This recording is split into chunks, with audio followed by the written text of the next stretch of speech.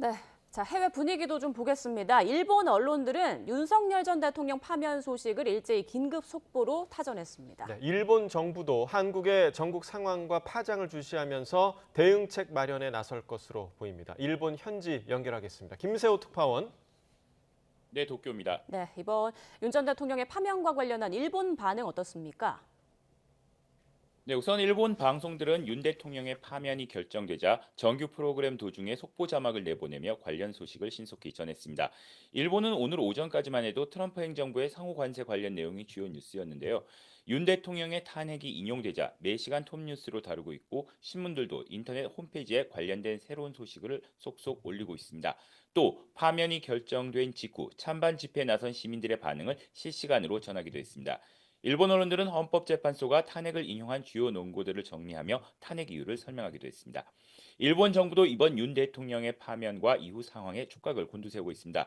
이시바 시게로 일본 총리는 이번 결과에 대해 평가할 입장이 아니라며 말을 일단 아끼고 있습니다. 그러면서도 한국의 어떤 정권이 들어서도 올해는 한일 국교 수립 60주년의 해라며 한일 협력은 안전 보장 측면뿐 아니라 나라의 독립과 평화, 지역의 평화와 안정에 매우 중요하다는 인식을 갖고 있다고 밝혔습니다.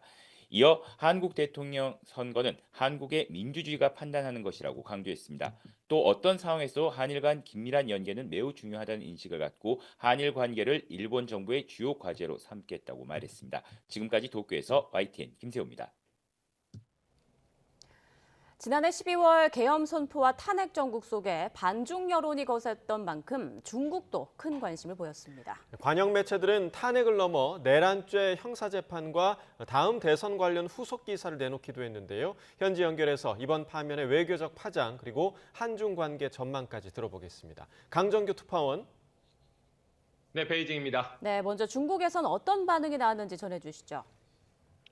네, 중국 관영 신화통신은 헌법재판소의 파면 선고와 거의 동시에 일보를 내보냈습니다.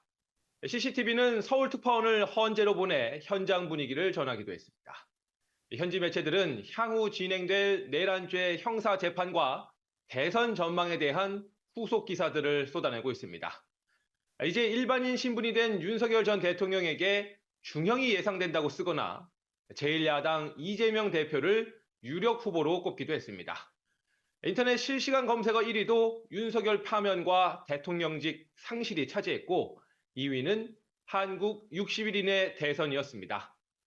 중국 당국의 공식 반응은 아직인데 중국은 오늘부터 사흘 동안 청명절 연휴라 다음 주 월요일까지 기다려야 할 수도 있습니다. 네, 이번 파면 결정은 한중 관계에 어떤 영향을 끼치게 될까요? 네, 윤석열 전 대통령의 타이완 관련 발언과 친미, 친일 외교 노선으로 한중 관계는 바닥을 쳤습니다. 작년 12월 계엄 선포와 탄핵 정국 속에 보수 진영의 반중 여론도 커졌었죠. 따라서 중국은 이번 파면을 한중 관계의 전환점으로 활용할 공산이 큽니다. 미국발 관세 전쟁 확대와 오는 10월 경주 에이펙 계기 시진핑 주석 방한을 앞두고 관계 개선이 절실합니다. 앞서 시 주석은 지난 2월 방중한 우원식 국회의장에게 올해로 80주년을 맞는 항일 전쟁 승리를 함께 기념하자고 제안하기도 했는데요. 대선 이후 양국의 외교 시계가 8.15 광복절과 중국의 9.3 전승절로 앞당겨질 수도 있겠습니다. 지금까지 베이징에서 YTN 강정규입니다.